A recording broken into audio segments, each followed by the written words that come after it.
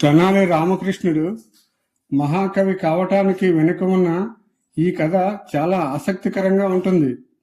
చిన్నప్పుడు రామకృష్ణుడు ఒక సామాన్య బాలుడు, కానీ ఆయన తెలివితేటలు, హాస్యం మొదటి నుంచి చాలా అద్భుతంగా ఉండేవి. రామకృష్ణుడి ఊరిలో ఒక పాత కాళికాదేవి ఆలయం ఉండేది. ఒక యోగి రామకృష్ణుడి చురుకుదనాన్ని చూసి అతనికి ఒక మంత్రాన్ని ఉపదేశించి, నాయన, ఈ మంత్రాన్ని కాళికాదేవి గుడిలో భక్తితో జపిస్తే ఆ తల్లి నీకు ప్రత్యక్షమై వరం ఇస్తుంది అని చెప్పాడు. రామకృష్ణుడు ఆ యోగి చెప్పినట్లే నిష్ఠతో దేవుని ప్రార్థించాడు.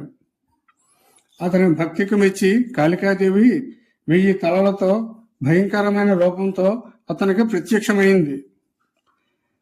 సాధారణంగా ఎవరైనా దేవి ఆ రూపాన్ని చూస్తే భయపడతారు, కానీ రామకృష్ణుడు మాత్రం దేవిని చూడగానే గట్టిగా నవ్వడం మొదలుపెట్టాడు. నవ్వు ఆపుకోలేక కింద పడి దొర్లాడు. కాళికాదేవికి ఆశ్చర్యం వేసి, ఏమిటి రామకృష్ణ, నా రూపాన్ని చూసి అందరూ భయపడతారు, నువ్వు నవ్వుతున్నావేమిటి అని అడిగింది. అప్పుడు రామకృష్ణుడు ఇలా అన్నాడు, తల్లి, మాకు ఉండేది ఒకే ముక్కు. జలుబు చేసినప్పుడు ఆ ముక్కు తుడుచుకోవడానికి మా 2 చేతులు సరిపోవు.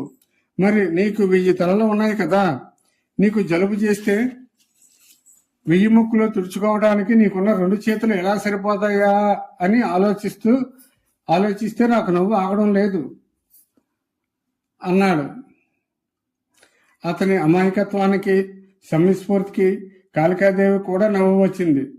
దేవి అతని ముందు 2 పాత్రలు ఉంచింది.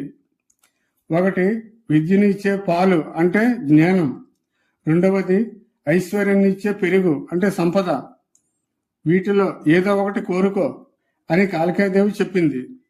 కానీ రామకృష్ణుడు తెలివిగా, ఒకసారి రుచి చూసి చెబుతాను అని 2 పాత్రలను తీసుకొని చటుక్కున 2ని తాగేశాడు. దేవి కోపగించుకోగా రామకృష్ణుడు ఇలా వేడుకున్నాడు, విద్య లేని ఐశ్వర్యము, ఐశ్వర్యం లేని విద్య 2 వ్యర్థమే, అందుకే 2 కావాలని తాగాను. కాళికాదేవి అతని తెలివికి మెచ్చి, నువ్వు వికట కవి అవుతావు, నీ తెలివితేటలతో రాజులను మెప్పిస్తావు అని అనుగ్రహించింది.